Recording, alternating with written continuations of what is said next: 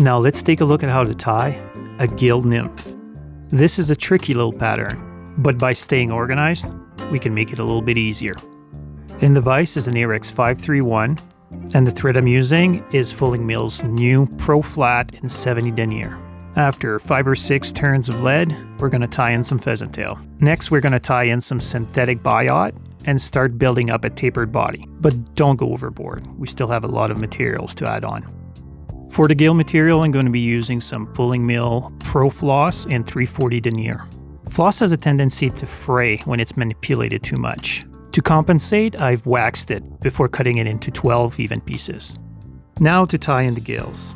After making sure everything is well separated, start by taking one full wrap with the biot, then pull one thread on the side, take a half wrap with the biot, pull down another thread on the other side, and repeat this process all the way to the front of your lead wraps.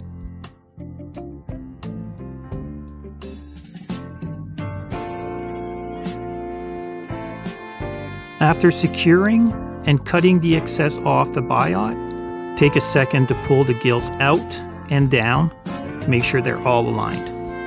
For the wing case, I'm going to use a Brahma hand hackle, and I've pre-cut this so that it's got a straight end, makes it easier to tie in. To dub the thorax, I'm going to use some Vicuña dubbing with a splash of Kapok dubbing.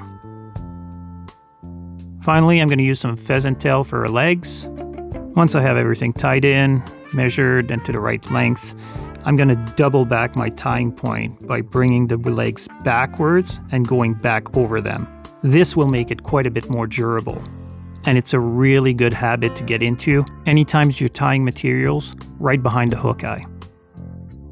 Now let's get in the fun part, cutting back the gills. Whenever cutting floss, you got to pick the right scissors. Although I love these Tiemcos, they're not the right tool for the job. On the other hand, these copters that are serrated and curved are exactly what we need. Pull the gills out evenly at about 45 degrees and make your cut perpendicular to them. This will leave you with a perfect taper that even your barber would be proud of. So this is it, folks, a gill nymph. I hope it helps, and I'll see you next time.